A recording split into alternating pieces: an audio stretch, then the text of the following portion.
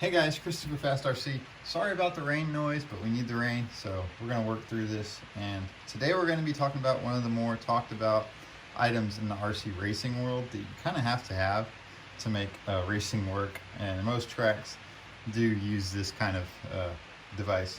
This is going to be the MyLaps personal transponder. This is the RC4. This is a 2-wire hybrid. And the 2-wire hybrid is kind of essential if you're at a track where you have an older timing system, like before the RC4 came out. And you can basically run this guy anywhere. There is a little bit less features to it as far as monitoring and stuff, but this thing's going to count your laps every time you go across the line. So here's the deal with it. It's pretty small. You can get them on the used market. They're expensive.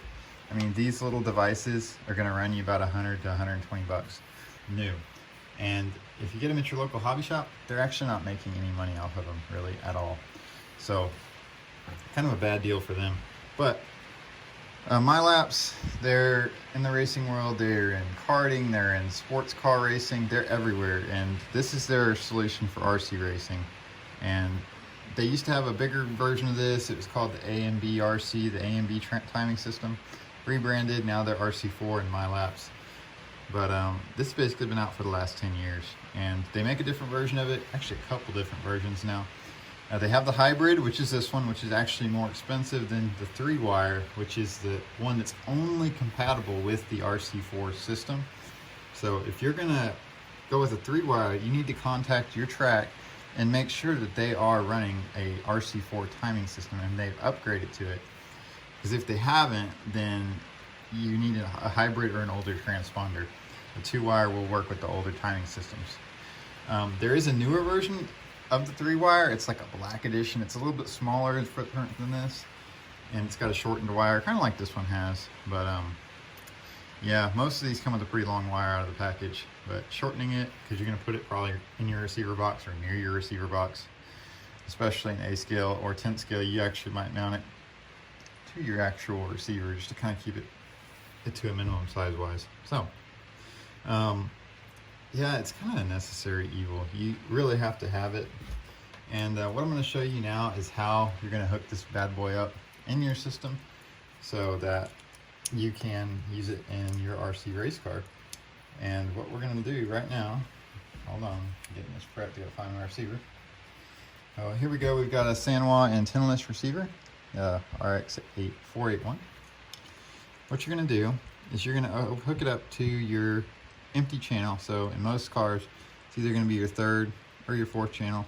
I think you can even hook it up to your battery port if you wanted to. I don't think it makes a whole lot of difference. And if you want to look at it right here,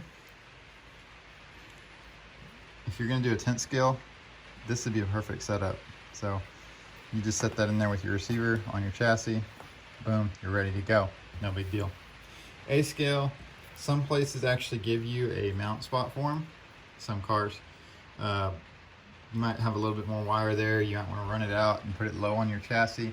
I kind of recommend not to put it directly against the chassis plate because it can cause some receiving and transmission errors. I've never actually had that happen to me, but generally what you want to do is either mount it kind of near the top of your receiver box. So if we look at this RC8 V3.2, you could mount it, say, either on the side over here on the inside of the box, which would be pretty clean if you mount it right there on the inside of the box. Or if you really wanted to, you could mount it like say here, and that would keep you off the chassis far enough to prevent from getting any errors or anything like this. Also, RC4 does include in the package some little, like a mount. It's got 3 screw holes.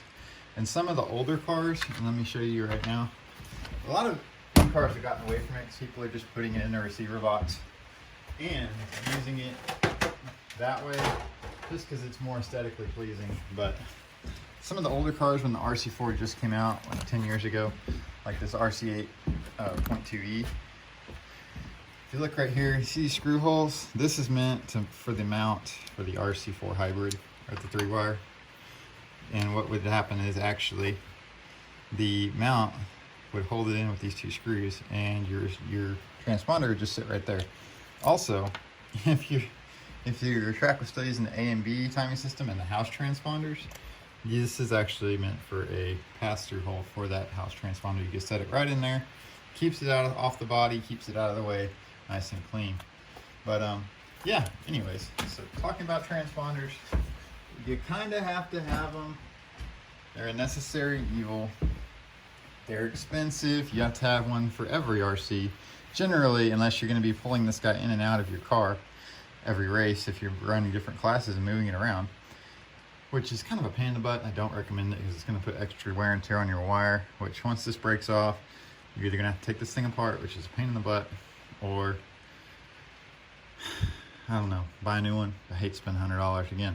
So also it comes with a unique number right here that's specific to this transponder and the timing system that you're running on. So you'll give that to your race director, and that's how he's going to identify that it's you crossing the line. So anyways, guys, this has been my look at the MyLaps RC4. This is the hybrid, but this goes for any of the other transponders in the RC4 line. Same size, basically, and it all does the same thing, generally. If you watch the whole video, you understand. So anyways, guys, thanks for watching. This has been Chris Superfast RC. This has been my look at the RC4 from MyLaps. Thanks.